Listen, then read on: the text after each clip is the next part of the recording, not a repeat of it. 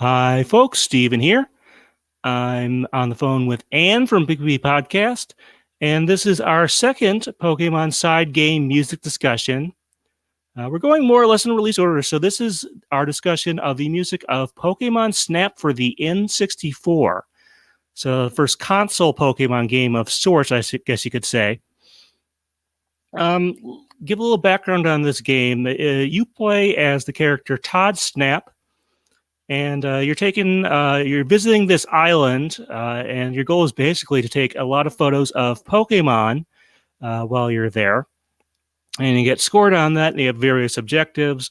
Not a super long game, potentially. I think the speed runs for this, for folks who really know where everything is like under half an hour, depending on what kind of metric you're using or what kind of goal you're going for. There are a couple ways you can play this one. But just to give a little background on the game itself, let's see, it was released in 1999 in Japan and North America. Japan, it came out in March. US, it came out in June. You may remember that Todd actually made an appearance in the anime for about 3 or 5 episodes, not long before this game came out here. And then, let's see, it came out in 2000 in Australia and Europe. Let's see, it actually started as a not actually Pokemon game. It was sort of loosely based on the Jack and the Beanstalk fairy tale. And eventually it got changed over to Pokemon. It was actually supposed to be, I guess, originally for the N64 discs drive. This was a thing that it came out in Japan, but not anywhere else. It was kind of never really went anywhere, but it was something that would attach to the bottom of the N64, and it had features like a real-time clock and things of that nature. But like most of the other stuff for that, like I think Ocarina of Time and a number of other games, it was eventually moved to a cartridge. Let's see if I haven't mentioned already, it was developed by HAL, who worked on actually a large number of the N64 side games, maybe all but one. They also worked on Pokemon Pinball. HAL. Well, actually, that was Jupiter, I think, as we mentioned last time. Although they borrowed the engine from HAL's Kirby's Pinball Land. Yeah, it says they came in like because they weren't making their deadline, so HAL was asked to help them finish it, basically. I gotcha. All right, and then we do have, unlike with Pokemon Pinball, we do have, if you get to the end credits, there is an actual musician credit on there. It's Ikoku Mimori. I hope I got that kind of right. She had been involved in video game music for a while, actually. Although this is, as far as we can tell, she may have gone uncredited in some of the games she worked on. That's not entirely unheard of. But this might actually be the last video game she worked on, which is kind of a bit strange. Her credits go back to like the 80s. She worked on some Famicom games. Famicom, of course, being the Japanese equivalent of the NES, like some of the Lode Runner games. She worked on kind of a bit of a cult classic called Metal Storm. I haven't played that game, but I know a fair bit about it. It was actually, before I had subscriptions to Nintendo Power, it was one of the issues I had on there. And also like R-Type 3 for the Super Nintendo. And were you able to find out anything on Ikoku? Hope I said that kind of close to right. Yeah, Ikuko Mimori. Yeah, a lot of what you had. Her career seems to have begun as early as 1986, working for IREM, and she transferred to Koei, and then eventually came to HAL Laboratory, working on this Jack and Beans project that was actually Pokemon Snap. Yeah, she had a website that hasn't been updated since 2010. It's currently under construction. Her Facebook is mostly filled with pictures of dogs and beaches, so there's really nothing indicating what her career has been since this. It's possible she's just enjoying life, but I don't know. Possibly she'll accept my friend request and tell me what she's been up to. Who knows? Yeah, I can only assume she went through some sort of career change or something like that after this game, if she got married or had a kid or something like that. And but still, as far as we know, still around, just not doing a video game or anything else musically, at least on a professional level, which is kind of unfortunate. But I think liked her work on this game, so. Yeah, and I should point out, if you want to get a soundtrack of this is one of the very few Pokemon games that has a commercially released soundtrack. Now, there might have been something in Japan. We're kind of kind of fuzzy on that one. But we mentioned this in our European Pokemon music episode, but in Germany, they released this sort of combined soundtrack of Pokemon Snap and Pokemon Stadium under the title Gotta Catch the Sound. It's got kind of a reversible cover on there. You can actually swap it for the Stadium side on that one. But apparently, from what I've been told from one of our German listeners, Lapras GD, that it was released in conjunction or through the German equivalent of Nintendo Power Magazine that ran there for a while. And so it's not super rare or anything. I did see a copy pop up on eBay for like $200+. Do not spend that much money on that. I forget exactly what I got my copy for, but it was considerably less than that. I will tell you. It's also got, in addition to most of the music from those two games, it's got a couple remixes from each game that takes some of the original music and does some kind of interesting stuff with those. Two from Snap, two from Stadium. And we talked about that a little bit in our European music episode. But as far as the game itself and how we experienced it, so despite owning a cartridge for about a decade or so, I didn't play it when it originally came out. For this thing, this is really my first time playing it. I played it via the Wii U Virtual Console. Since the original Wii Shop is now closed down, you can't buy anything from it. You won't be able to get it there, but you can if you have a Wii U. You can go on the eShop there and pick it up. As far as anything more modern re-releases, I have to assume that if and when N64 games come to Nintendo Switch Online, this will probably be one of the games, maybe not right at the start, but it'll probably be one of the games they try to work in there. Anne, what was your sort of experience with this game? Like you, I didn't play it when it first came out, but my family got an N64 in the early aughts, and so like not too long after it released. And this was one of the first games we got, and I played the dickens out of this game. I just loved it so much. No, there's definitely sort of fan base for this game. We'll talk at the end more about sort of our overall impressions of the game's mechanics and stuff like that, and whether we want to see a sequel. But yeah, there's definitely some folks who have a lot of great memories about this game. Although there's also a decent contingent of folks that this game kind of flew over their heads as to why folks would want to play it. It's kind of one of those games, I would say, along with like Hey You Pikachu, that you kind of either get or you don't. But this is going to be primarily a discussion about the music, and I guess we should kind of talk about the overall sound before we get into the individual tracks. Compared to a lot of other Pokemon games, this definitely is going for a different style. First off, the game takes place, not every level has a tropical theme to it, but definitely has a sort of a tropical island vibe going for it with a lot of the music in there. That being said, with a few exceptions, I'd say the music is definitely a little slower paced and more laid back and less energetic than you'll find in most of the other Pokemon games, both the main series and the side games we'll be talking about. And I guess you could kind of give it sort of say it has kind of an ambient vibe. Do you kind of agree with those descriptions overall, Anne? Yeah, I do. It's kind of got a very easy listening sort of like surprisingly modern like ambient tracks like for when it came out. I think like there's very much like I can see some of this music if it was re-released today being very popular with that scene of just, stuff to listen to in the background. And, compared to our last game where the music was on speed, it's very different vibe. Oh, definitely there. I guess I should give a little bit of an overview of the N64 sound hardware or lack thereof while we're talking about this. The N64 really has no dedicated sound hardware, so there are some standard, I guess you could say, sound engines that are used that reproduce music. It's very sample based, kind of, as higher fidelity samples than say like the Super Nintendo could do, but. Yeah, as far as the music in this game, it's definitely going for a different vibe there.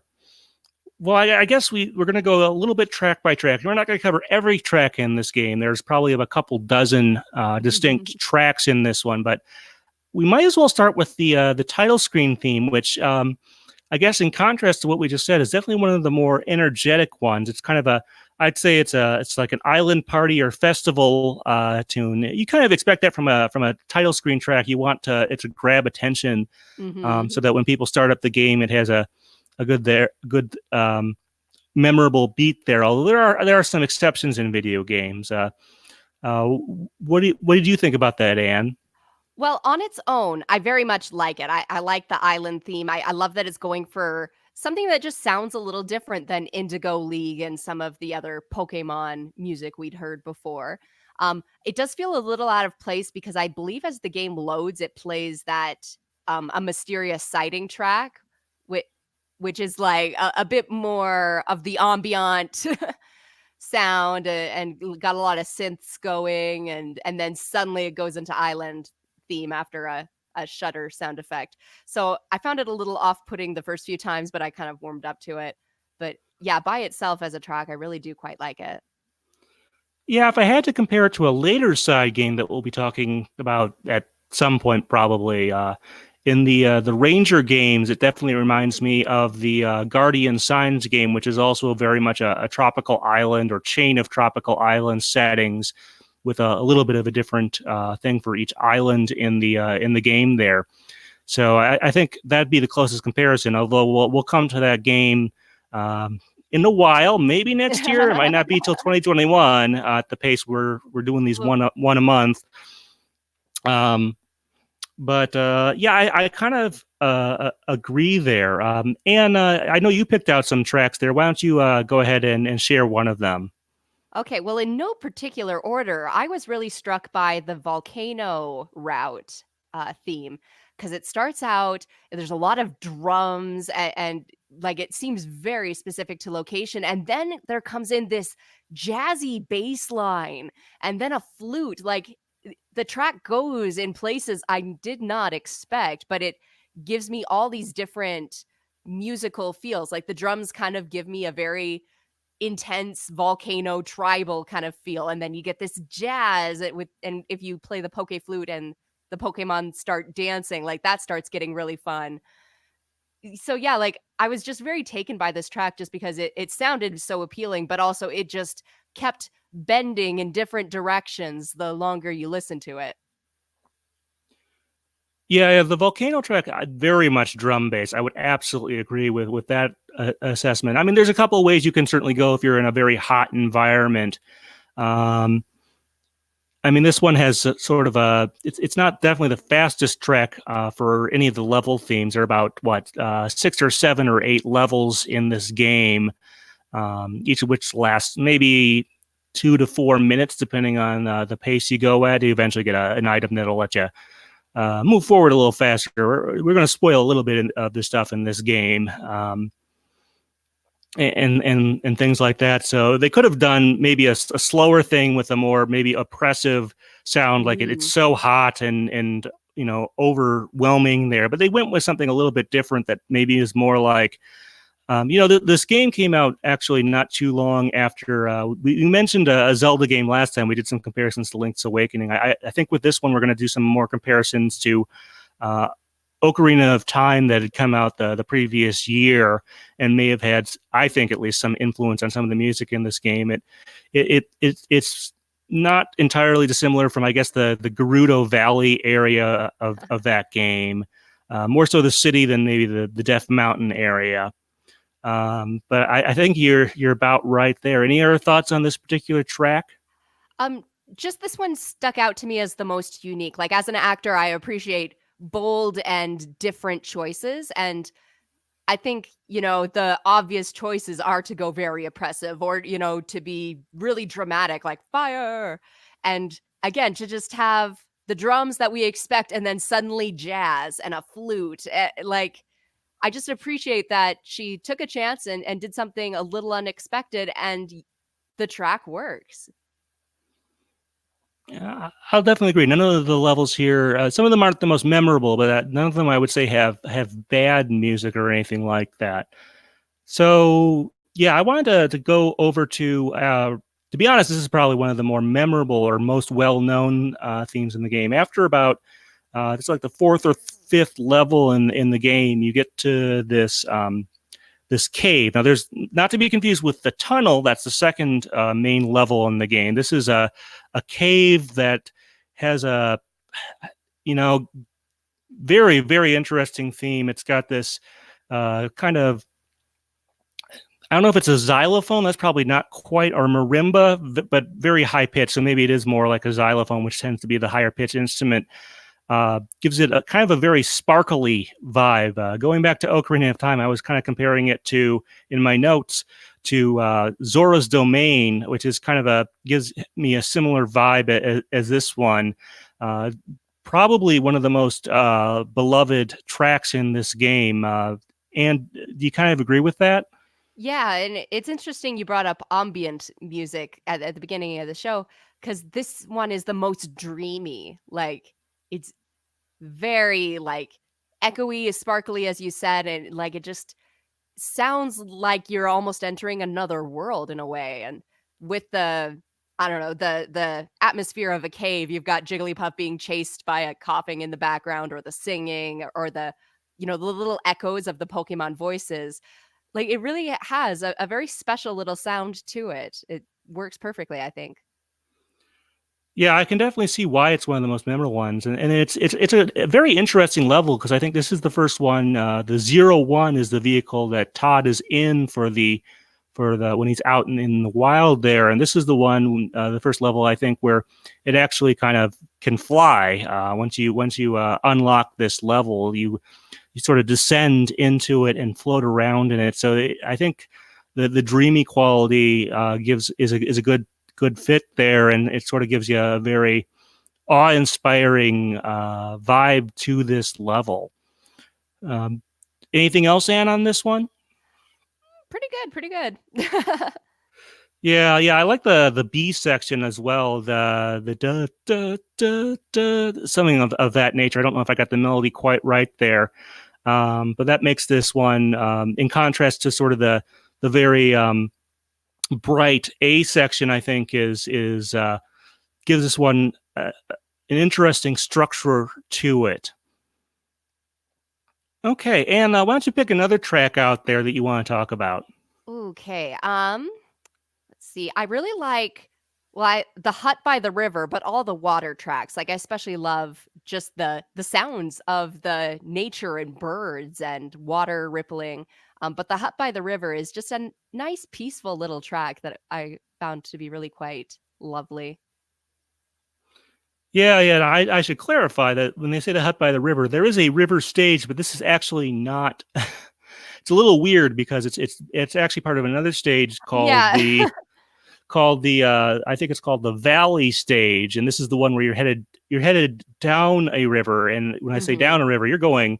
This is one of the more faster pace, at least in places, stage with some waterfalls and some steep declines, as opposed to there's another river stage where you're just kind of Very going down a bit of lazy. a more of a lazy river experience there. But yeah, that level. Let's talk a little bit about that. Unfortunately, one reason I'm kind of moving forward here is I'm a little bit fuzzy on the hut by the river song there. It's right at the end of the stage if you can trigger it, Right. and we'll talk a little bit about that when we talk about the actual game. But I want to talk about the Valley stage, which is this one where you're going down this long river down a canyon. It reminds me of And a Disney ride. yeah, it's a very different type of ride there, and you've got it has kind of a bit of a Wild West vibe, I'd actually say, to it. Hmm. But kind of like the cave one, there's also a B section. But let's go back to that first description I gave, the Wild West part. Do you kind of get that what I'm saying there? I do, yeah, and again, kind of a different feel for a valley, especially one with a lot of water action than you would expect, but it really does seem to fit the color scheme and the feel of that level. Yeah, it's like I said, much faster moving water. You got to be, at least in parts, you're going to get moved very quickly from one part to another as you move down there, and you've got to really react fast. So it kind of makes sense as one of the later levels in the game where hopefully you've gotten more used to some of the mechanics there. But overall, I think pretty interesting with that. And I kind of usurped you there. Why Oh don't you no. pick out another level theme that you really liked? Okay, since technically they go together in my head, but they don't go together in the game. I also really just love um the actual river, the lazy river. And again, like as I said, just the sounds of the nature and just this calming, easy listening river track. Yeah, very different vibe from, like I said, Mm. the Valley one, much slower paced. It's more of kind of a river slash almost kind of a swamp stage, and Yeah. you've got a lot more time there to sort of take in the visuals there. Although there's still a lot of Pokemon on that one, and you mentioned the ambient noises. There's some water type noises there. There's also some like non Pokemon wildlife sounds in Yeah. a lot of the levels that sort of give you more of an impression that you are in, I guess you could say, a more of a real environment rather than just in a, um, in a, rather than in a more standard, I guess you could say, level in the video game. Where if this had, like, say, more powerful music, um, or more melodic music. There's still some decent melodies in here. Maybe that would give these levels a very much a different feel in there Mm, than some of that. I agree. All right. Well, we have, I think, a couple more to talk about, but I did want to mention that there is apparently actually a cut level in this game. And it was supposed to be, I guess you could say, horror themed. Now, we don't know much about the level. I don't think I've seen. I looked up some beta footage and stuff like that, and it doesn't seem like any like screenshots of this level survived. Apparently, it was cut for various reasons, probably time, and possibly moved to a cartridge or something like that, or something just technically wasn't working with it. I read something that it was But mainly for ghost Pokemon, and since there's really only 3 ghost Pokemon anyway, like, that probably expedited the decision if it was a timing one. yeah, Haunter got moved to a different level in the game, so the Haunter's Mm, in there, but they could potentially do some stuff maybe with psychic Pokemon in there as well. The Alakazam line is yeah. absent from this game, is it should be noted. But the track name is what, Fantastic Horror, and Mhm. I do have some notes on that one about the cut level. Let me just punch those up, and there we go. So yeah, I have some notes on this track. You can totally listen to it. I don't think it's on the official soundtrack album, but Ikuko was nice enough to I guess release that at some point, or it may have wound up on, if there is a Japanese soundtrack, it might have wound up there. But it's sort of a demented waltz. It's definitely in like 3/4 or 6/8 time or something like that. So it has a different time signature than I would say most of the other stuff, which I think is in some common time or some variation 4/4 or something like that. Um, and the instrumentation is I would say kind of eerie. With there's an organ, as you might expect, and also kind of I guess you could say, kind of a whistle sound effect. And you Mhm. also took a listen to this. What were your thoughts? I love how it opens with just, like, the clarion bells and the synth, and then the organ comes in, like, I love the bells on this one. It's just very eerie through a haunted graveyard sort of a feel. Yeah. I mean, if you compare it to stuff like, this type of music is often used in, I suppose the franchise that comes but to mind, or well, it's Castlevania, or Mm, I think this type of music would probably be more likely to be used in something like a Ghouls and Ghosts series game. maybe Uh, Luigi's Haunted Mansion. yeah, it's somewhere in between probably those two in terms of style, because there's a lot of ways you can kind of go with this kind of spooky music. This is a bit more cartoonish, I would say, than some of the other stuff. It's kind of a shame that this kind of level, like I said, got cut. I suppose if this had been second gen, you get Mr. Revis, and that's about it. Along with Dragon, Ghost was one of those very small types in the original games that had very little to choose from, kind of unfortunately. But I think with the Psychic Pokemon, maybe they could have done something. Um, Now, we should also mention there's also apparently a boss theme that supposedly went with the stage, which is kind of odd because uh, Pokemon Snap, other than I guess one other level we're going to talk about in a moment, it doesn't really have anything that would constitute a boss in the in any of the games.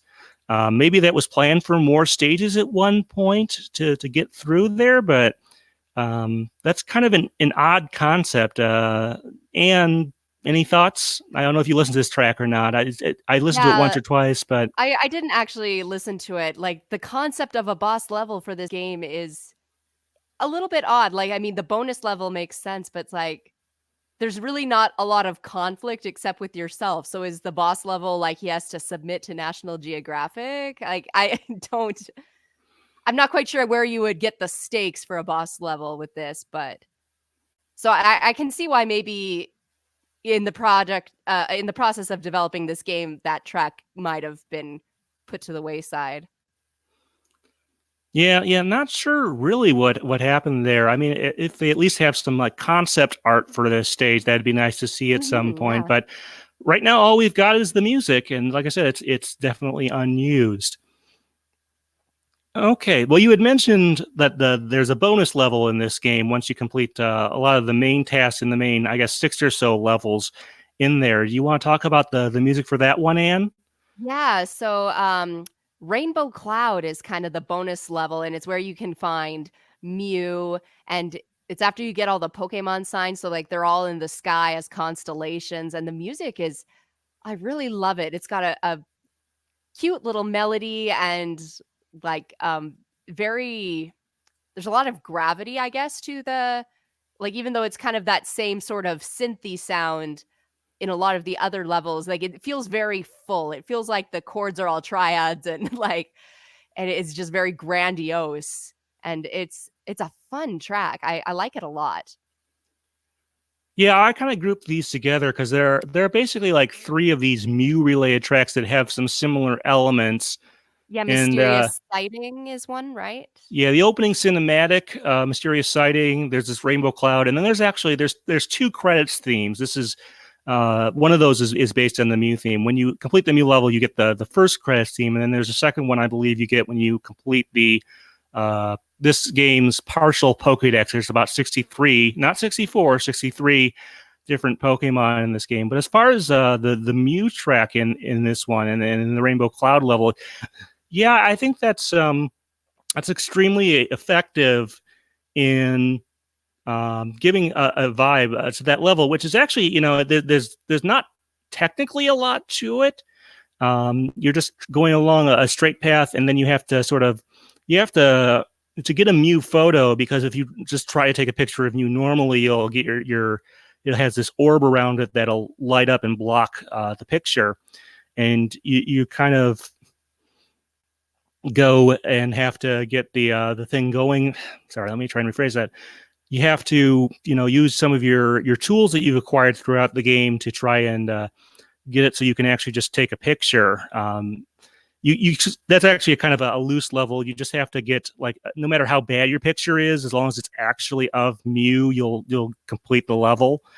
Um, but as far as the song, I kind of wish I had more to say about it. All the Mew tracks have sort of an ancient civilization vibe to it. That I would definitely say, and a mysterious quality to them, Mhm, which yeah. definitely fits. At this point in the game, you don't really have. I forget when the Japanese Pokemon Stadium games or the Mew giveaways had. Mew was still very much a sort of, especially in the West, a very mysterious Pokemon that you didn't know much about and didn't really have a legitimate way to get at this point in the franchise. So I think the song definitely works. It's maybe not the most interesting one in there, but it works for that particular level. Mm. Since you brought up, some of the similar tracks, like the staff roll at the end, "Your Work Is Done," I kinda just wanted to point out it's a really interesting track because it seems to combine, as it goes along, a lot of the different, motifs and sounds and vibes of the previous levels as it goes through. Like, like definitely the melody of Mew and the Rainbow Cloud, but it also seemed to at times kind of just give a little bit of the volcano level feel and a little bit of the river feel. Maybe I was projecting a little on it, but it sounded like it was trying to combine a little bit of the journey you'd been on the game through that last credits. Yeah. I guess I'll have to take a re-listen there. Okay, maybe I didn't then, but it sounded like it. Yeah, it's but I'm not sure. I didn't have a chance to re-listen to everything quite as much as I would like. I only got through the first credit sequence, which uses a more of a party a theme, kind of Yeah. similar to the melodically distinct from the title screen theme, but stylistically not all that different. It's always kind of interesting. This seems to be a tendency for N64 games to have like two credit sequences because like Stadium has two of them and Diddy Kong Racing has two of them, but that's for structural reasons as well. Not sure if that was a theme that was going on at that time in video games or what to have a secondary credits theme for a secondary credits sequence. But yeah, I think that does a pretty good job. There's obviously themes for a lot of the menu stuff, which I'd say is decent. The level themes are probably going to be a bit more memorable than anything else. But there's a couple other things I wanted to bring in here that are sound related. There's late in the game you get this Pokemon flute, and it has a couple songs associated with it. Although none of them are the Pokemon flute song from the main series games. Which is kind of interesting. There's like 3 different songs. I'm not really sure how you decide which one to trigger. You have to move the C buttons, or since I was playing the Virtual Console version, you have to move the right analog stick, which is a little bit awkward sometimes, since it can also be used for camera movement. But I'd say there's 3 songs.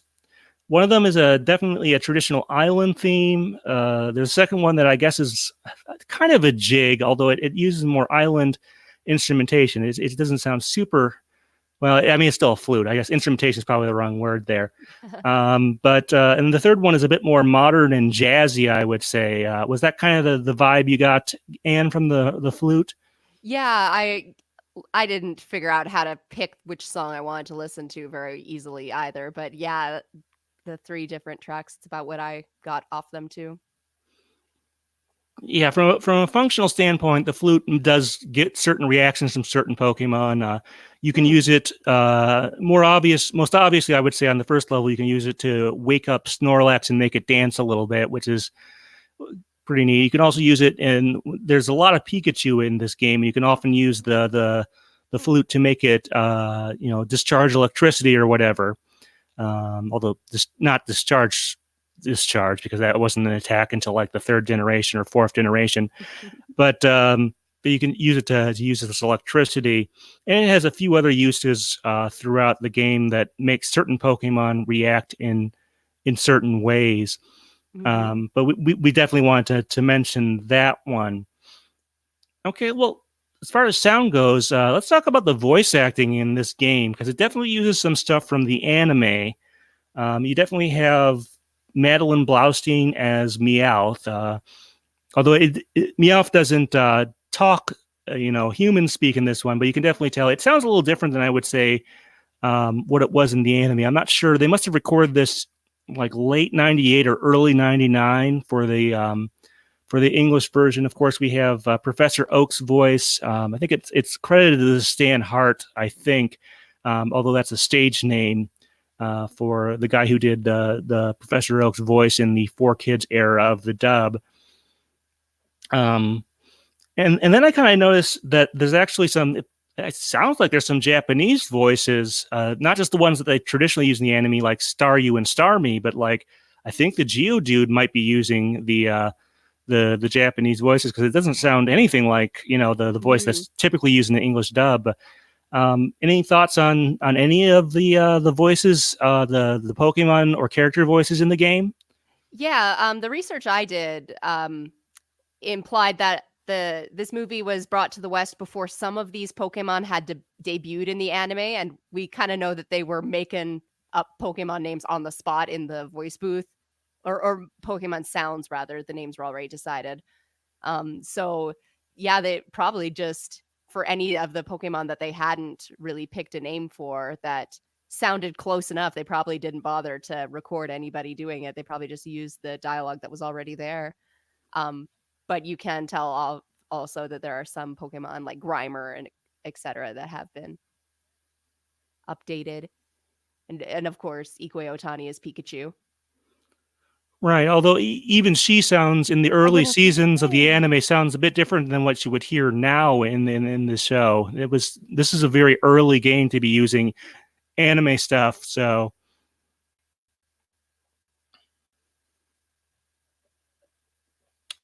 excuse me for just a second there. Yeah, I think Yeah, Jinx is I mean, the one I noticed the most as being different because I don't think it actually makes the Jinx sound at all, does it?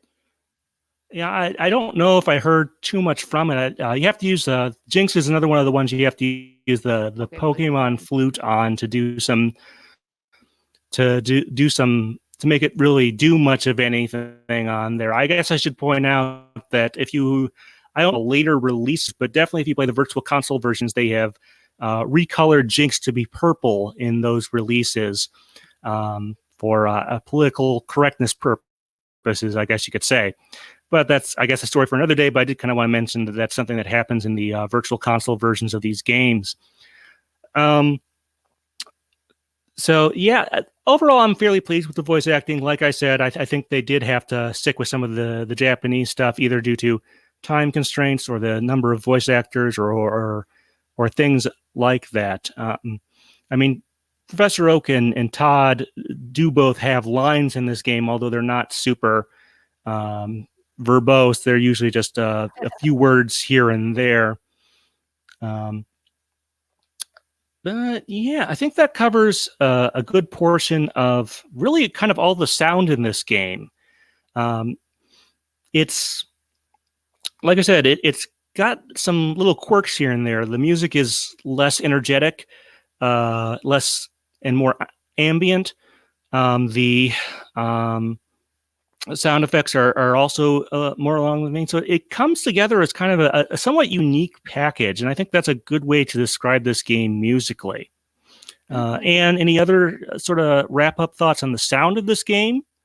Nothing beyond what you said. Like I said, it's just unique and pleasant.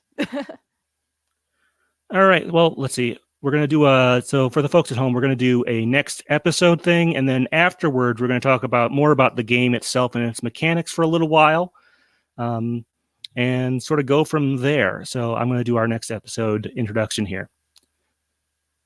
Yeah, so I think that's a pretty good overview of the music of Pokemon Snap then. Our next episode, since we're going in chronological release order of the side games, another N64 game released in early 2000 in the US, and that is Pokemon Stadium. So this one, very much a contrast to Pokemon Snap. It reuses a lot of stuff from the main series games, obviously redone on the N64 quote-unquote sound hardware. And it does have a few additional tracks as well. Probably more to talk about there, although we did get a good discussion on a Snap. Until then, Anne, thank you very much for being on. Thank you. This has been Stephen Reich. All right, folks, thanks. Okay, and then just taking a look at the chat, we didn't seem like we really got any comments in there, but we are going to do our game discussion in just a moment. Let me get some more water here.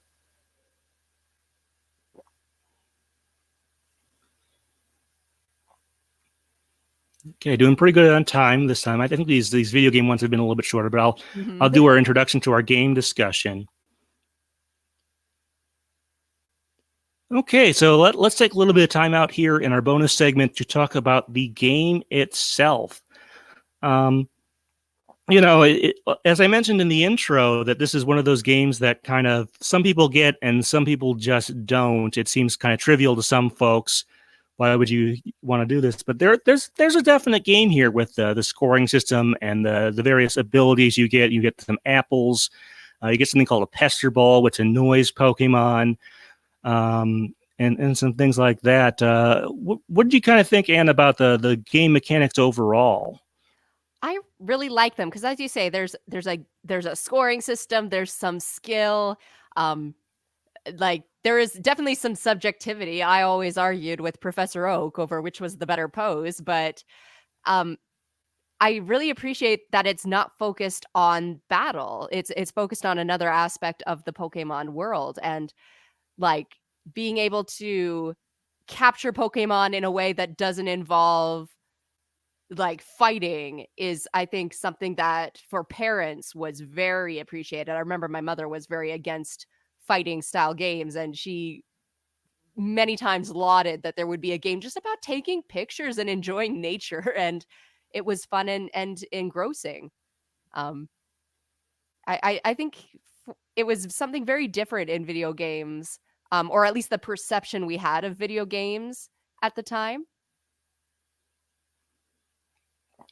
That is an interesting comparison, although I should point out there are some ways you can make the Pokemon fight each other, like with the apples and stuff. They can sometimes fight True. over those. And you have the coughing chasing the Jigglypuff for some odd reason in the How to cave save level. it and yeah. But this game is classified as kind of an on rails shooter, which obviously, given the photography angle, is definitely more. This is more non-violent, but obviously there is the if you have a weapon-based game, then it is a little more violent in that genre, and they're not completely dissimilar, even though tonally they're quite different. But yeah, I think that is some.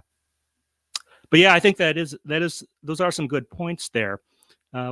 I did kind of want to mention, let's see, about the kind of the control scheme on here. You have the option of because you use the control stick to move the camera reticle around and look where you're going there. I think to default it uses what's called inverted controls, where pressing down makes it go up and pressing up makes it go down. Is that the way you played it there, or did you turn those off? And I'm just kind of curious about that particular point. I started with them because like it's very similar to like airplane type movements. But yeah, like I did eventually have to go and kind of configure a bit just because it got weird. But yeah, at the beginning I was using just the default controls and spinning around and finding all sorts of weird shots. I managed to get used to it. It sort of varies by game and sort of the nature of it.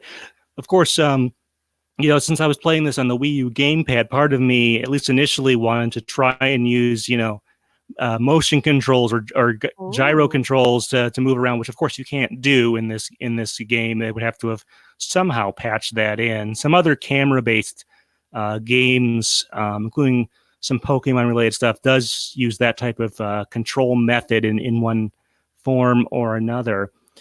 I guess mechanically, the other thing I wanted to go into was sort of there's a light puzzle solving element in here where you have to use your tools to get Pokemon, either to sort of make them do certain things and stuff like that. Like you can, I think, you can throw apples and they'll sometimes be attracted to that, or if you accidentally hit them, they'll do other things.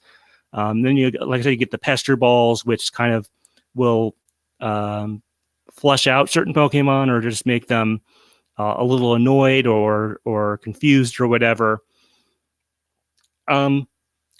However, in order to unlock a couple of the levels, I think notably the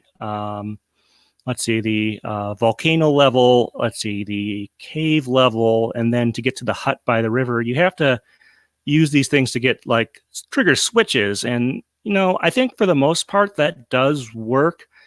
But these puzzle mechanics, I think there's one case where they don't work very well, maybe a couple actually.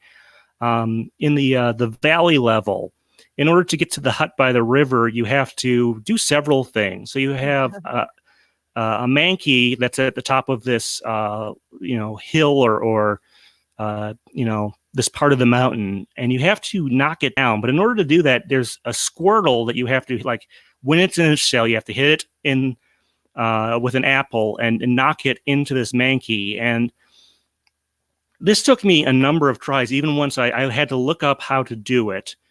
because I didn't find that particularly obvious. There's some other cases where they give you hints, like in the tunnel level, you can hit some of the Electabuzz and they'll light up a sign that gives you some hints about how to accomplish things.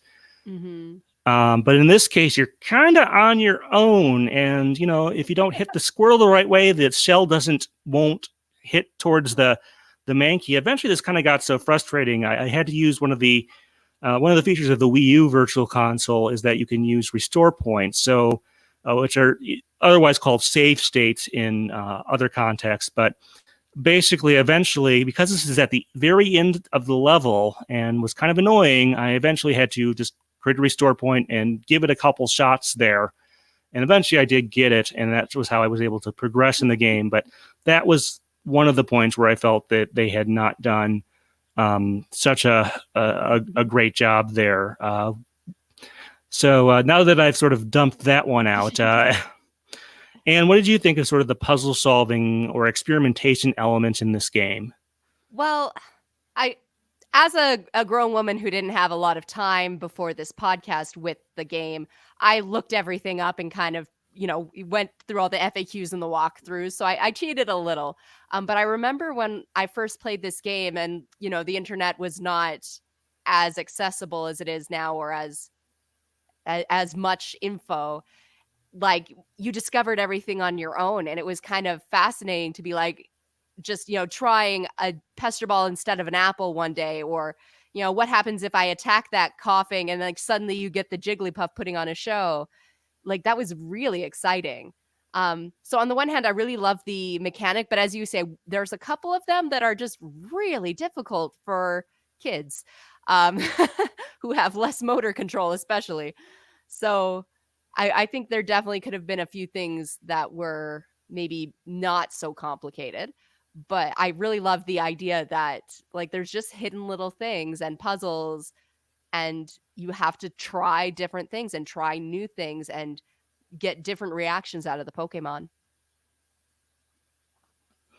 Yeah. In a way, it almost kind of feels like they were padding out the game by making something a little more obtuse. Mm. I suppose they could have maybe put like for that one I mentioned with the Squirtle, is maybe put a some sort of marking, some very light marking on the mountain to sort of suggest, or maybe a very faint arrow to suggest that, hey, maybe when the Squirtle's in its shell, you can do that. If there was something like that, I totally missed it. Like I said, I just had to look this one up as to how it worked, and even then, it took me a couple tries to figure out how to get it, how to time it so that it would go where I kind of wanted it to. But yeah, so I think that might be something where they needed to work on it a little bit more. So I guess kind of the other thing I wanted to talk about is, this game is part of kind of a long series of photographic elements within the Pokemon franchise. Like, sort of the first thing is actually back in '98, before the main games came out. This wasn't literally the first time Pokemon had sort of made a cameo in the West, but the Game Boy camera has a bunch of Pokemon stuff in it, and that was a Creatures Game Freak production, so that's probably one of the reasons why there's some of that stuff in there. And then I know that there is some photography stuff in like at least one, if not both, of the Pokepark games on the Wii. There was Dream Radar for Pokemon Black and White, or Black and White 2, which was used the camera on like the 3DS to sort of acquire things that you could transfer over. Let's see. And then there was more camera stuff. Once they started adding cameras to some of the games, you started to see more and more of that stuff with like X and Y, Sun and Moon. And of course, I think one of the big things was with Pokemon Go, where you could take AR photos, sort of sort of a takeoff from the earlier Pokédex 3D app. That you could sort of take that in, and that sort of feeds into social media, where you can do all these neat things. And I think that may have benefited the franchise as a whole. What do you think about that sort of through line there that goes straight through this game? Any ideas, Anne, about what I just said? Well, definitely, as you say, the social media aspect, even before social media was a thing, like a big part of the original Pokemon game was sharing and connecting with people, and like you had to trade with other people to complete the game. So I think it's very much the game and the franchise has always had a community aspect, and the ability to share pictures or stickers or whatever, or whatever it was in which particular game, has always been a part of it. And I think now that we have social media and like the Instagrams and things, pictures are just a very easy way to share with each other and to communicate and build that community.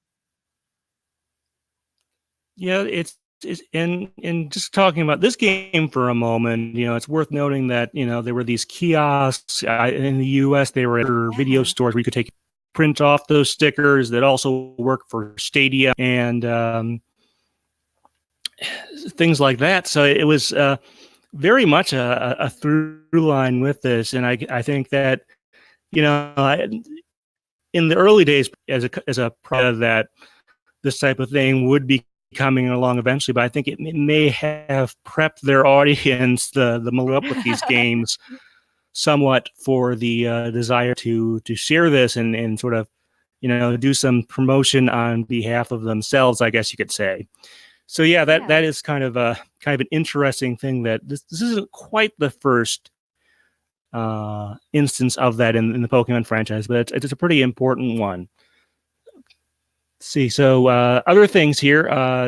What about Todd Snap as a character? He was, at least in the US, I don't know exactly how it would have worked out in Japan. I guess he was in the TV show. I don't know. It must have been while this game was in development and they were planning to do that. Whereas, by the time he came in the spring of '99 to the TV show for like a couple episodes, he was there. Any thoughts on Todd Snap as a character, both inside and outside this game? Outside this game, I've always, well, no, that's a lie. I've not always liked him, but I have found that pulls interesting things out of Ash's character. And again, I'd like seeing the world of Pokemon fleshed out outside of the trainers. And he is somebody with a very different life mission. Inside the game, I did think it was interesting that they used Todd. I mean, this would have been too early for Tracy. So, but yeah, that it was a character who did show up in the anime and not a nameless character. And I'm very interested to know, like, which one came first. If this game started developing and then they put the character of Todd in the anime, or if they were developing this game and then realized they had a photographer character and decided to just design him after that. That would be good to know. I couldn't find. I did look up, like I said, some documentation on this one, and Todd does come back in Gen 2 for a little bit, and I think he might be in like one of the Pokemon Chronicles episodes as well. I would assume he's in at least one of those. Am I right about that? I'm not 100% about the Chronicles. He definitely does come back in Gen 1. I feel like we've seen him in Chronicles, though. I feel like he's done something. Richie's done a million, but yeah, I think Todd has gotten an episode in there. Perhaps. I don't remember for sure. My brain is blanking on like going through each of them. I might have gotten a little confused with Richie in that area, who does definitely have a few things in there. A lot, yeah. Yeah, he might not in Chronicles, but you're right about Gen 2. Todd definitely shows up for that. Yeah, he's not maybe the most, because in this game he's a character avatar for you. It doesn't. He doesn't have maybe the most fleshed out character in there, but so maybe a bit of a gimmick character, but certainly somewhat beloved there. I have considered, since I do media stuff at events, at maybe in conjunction with that, doing like some cosplay, especially when my hair is gotten really long. It starts to poof out a bit like his hairstyle. I need to find the right shirt though. That's awesome. Take pictures. Need to probably dye it a little bit too, to more of a lighter brown. But I guess the last thing I want to talk about with this game, I mentioned it has quite a fan base from people who originally played it. And like I said, it has a bit of a legacy from all the photography elements in later Pokemon games. What do you think? Would you want to see a sequel to this, a remake, something? I think they would have to definitely put more content in it if they want to do that, because The level count on this game is not super impressive by modern standards. But what kind of thoughts do you have, Anne? Well, I definitely think with VR and like just the level of um sophistication that video games have today, like they could definitely remake it and do a lot more content, a lot more just interesting things with it than I think were possible back in the day. Um, one thing I would be interested in exploring is I'd like to see what's that the kid from the Unova region who does all the camera work. Is his name Cameron? No, it's Um, not. It's not Cameron. It's Luke. It's Luke. Luke. Yeah, I think Cameron is like Is the Todd's. rival? Well, I think it's at. Well, I'm not sure. I thought that was Todd's alternate last name because they weren't sure about. Oh, They were going to have issues with Kellogg's over the name Snap, but interesting. But yeah, like if it would be interesting to like have this game revamped and have a documentary where instead of taking pictures of the Pokemon, you're trying to film scenes. Like that could be something interesting to explore. But I definitely think there's lots of potential with the just the myriad new technology available to us. yeah, it is definitely interesting there. Of course, this is a topic that keeps coming back. I mentioned the Wii U gamepad that has gyro controls, so does the 3DS. And then, earlier this year, if you bought the deluxe Labo VR kit, one of the things you can build there is a cardboard camera that goes around the Switch. And that's gotten folks to ask again, and the Pokemon folks have kind of said that no, there's really nothing planned, but I wouldn't rule out sometime in the future for the for them to make this. I am kind of glad though that it didn't come out on the Wii U because Pokemon Snap U sounds like a very dangerous game, but but I do kind of, having now played the game, I've seen it at like in the retro section of various conferences and whatnot. Having actually played it now, I definitely see where folks are coming from, and I think there is definitely some potential if they wanted to come back to this idea. But we'll have to see if that ever does happen. All right. Well, thanks once again, Anne. This has been a great little bonus segment. All right, folks. Thanks. And we're going to stop things right about here, but Anne and I are going to discuss some things offline. Thank you very much to everyone who came in here, and be sure to take a look at some of the other stuff on the Pokepress channel. All right, folks, thanks. Thank you.